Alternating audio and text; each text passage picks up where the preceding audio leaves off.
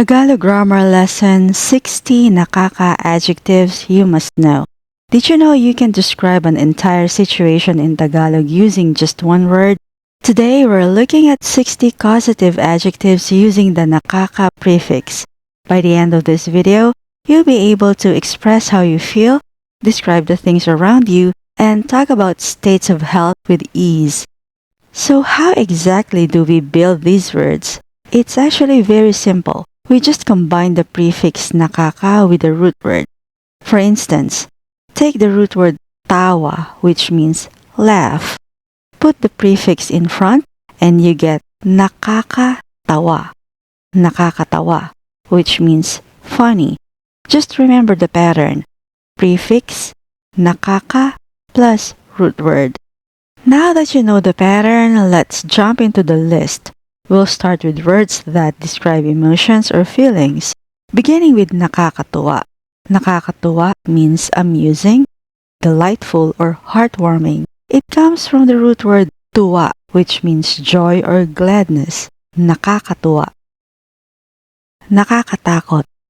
This adjective is used to describe something scary or frightening. Nakakatakot.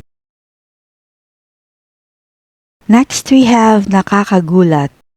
Nakakagulat, meaning surprising or shocking. Now, before we move forward, let's address something important. While you hear the prefix nakaka used everywhere today, strictly speaking, it's colloquial. To stay safe from strict grammarians, I've placed the standard formal Tagalog equivalent on the bottom left of the slide for your reference, like the standard word nakagugulat instead of nakakagulat. Nakakainis. Annoying or irritating. Nakakainis. Nakakahiya. Embarrassing or shameful. Nakakahiya. Nakakaawa. Pitiable or evoking sympathy. Nakakaawa. Nakakaiyak. Making one cry or causing tears. Nakakaiyak. Nakakasama ng loob, meaning hurtful or causing emotional pain or resentment. Nakakasama ng loob. Nakakasakit, causing physical pain or emotional hurt to someone. Nakakasakit. Nakakahinayang, regretful or causing a feeling of loss or waste. Nakakahinayang. Nakakainip, causing a feeling of boredom, impatience, or disinterest. Nakakainip. Nakakaaliw, entertaining. Nakakaaliw.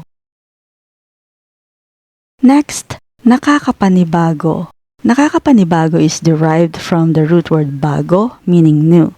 It describes a feeling of strangeness or displacement because a situation, person, or environment has changed from what you are normally used to. Since it has no direct English translation, it's best translated as feeling strange because of a change or unfamiliar in a way that feels odd. Nakakapanibago.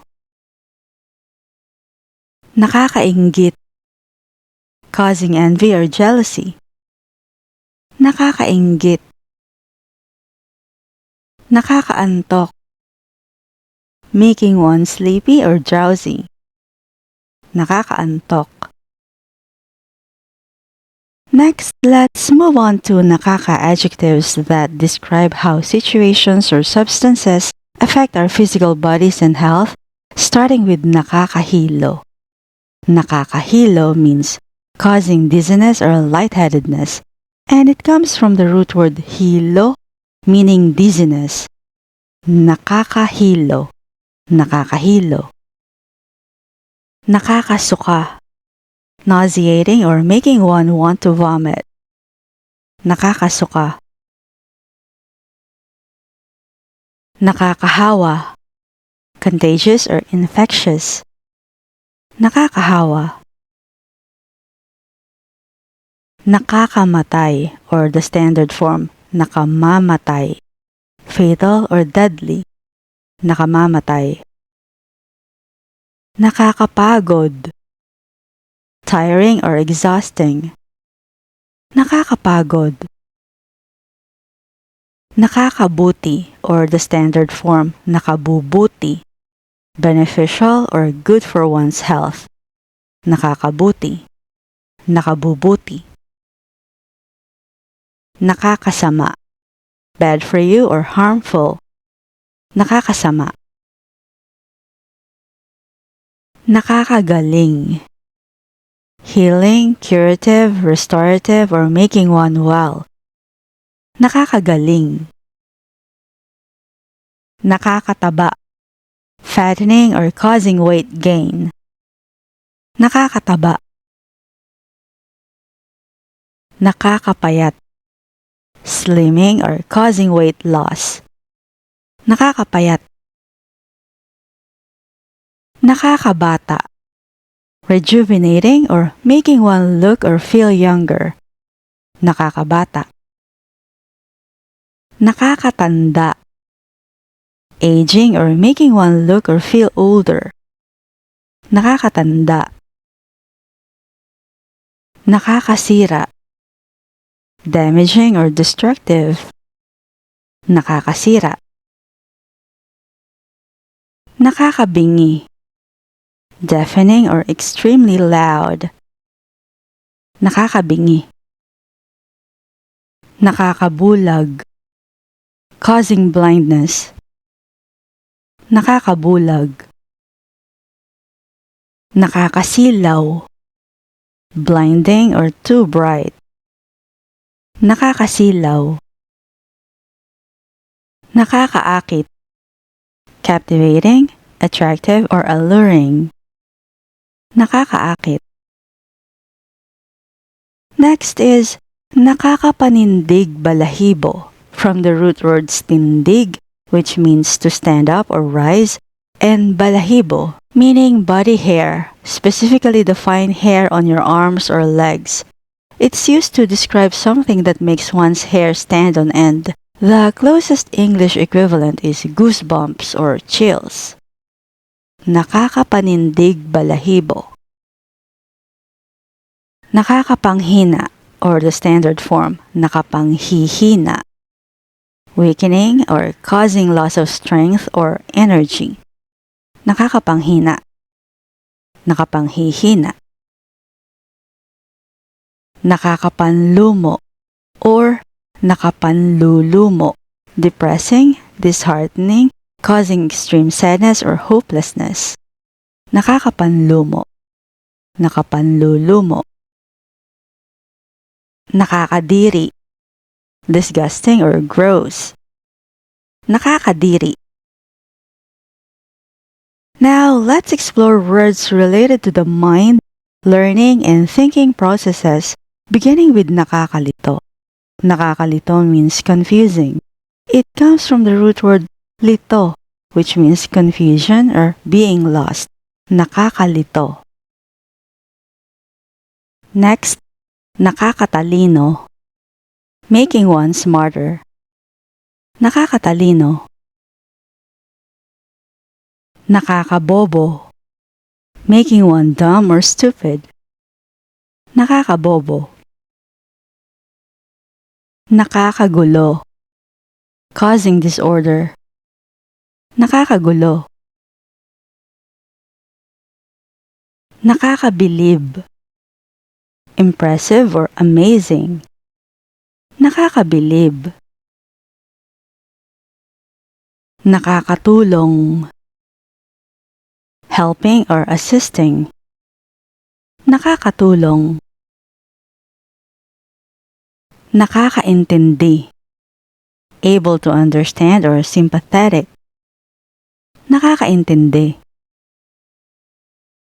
Nakakaintriga.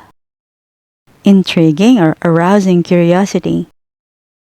Nakakaintriga. Nakakabahala. Concerning or alarming. Nakakabahala. We also use the nakaka pattern to describe food and how it makes us feel when we eat. Let's look at our first food adjective, nakakabusog. Nakakabusog means filling or satisfying. It's used to describe food that makes you feel full. Nakakabusog. Next, we have nakakauhaw. Thirst-inducing or making one thirsty. Nakakauhaw. Nakakagutom. Causing hunger or making one feel hungry. Nakakagutom. Nakakasawa.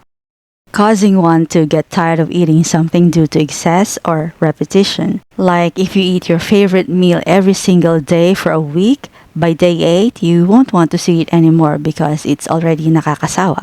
The word nakakasawa also applies to exhaustion not from hard work but from doing the exact same thing over and over again. Nakakasawa. Nakakaumay. Cloying or causing satiety or sickliness from eating too much of a rich or sweet food. Nakakaumay. Nakakain. Edible or can be eaten. Nakakain. Nakakalasing. Intoxicating or causing drunkenness. Nakakalasing. Nakakalason. Poisonous or toxic. Nakakalason. Finally, let's look at modern conversational Taglish. Today, many Filipinos, myself included, combine the nakaka prefix with English loanwords for daily casual talk. Let's start with nakakatouch. Nakakatouch simply means touching or moving, a word you will hear very often in casual conversations. Nakakatouch. Next, nakaka-addict. Addictive. Nakaka-addict. Nakaka-stress. Stressful. Nakaka-stress. Nakaka-relax. Relaxing. Nakaka-relax. Nakaka-offend. Causing hurt feelings or insulting. Nakaka-offend. Nakaka-inspire. Inspiring. Nakaka-inspire. And that wraps up our list of 60 nakaka-causative Tagalog adjectives. But as you know, learning the words is only half the battle. In part 2 of this lesson, we're going to put these words into action. I will teach you simple daily sentence structures and we'll go through 60 complete example sentences so you can start using them in your conversations right away.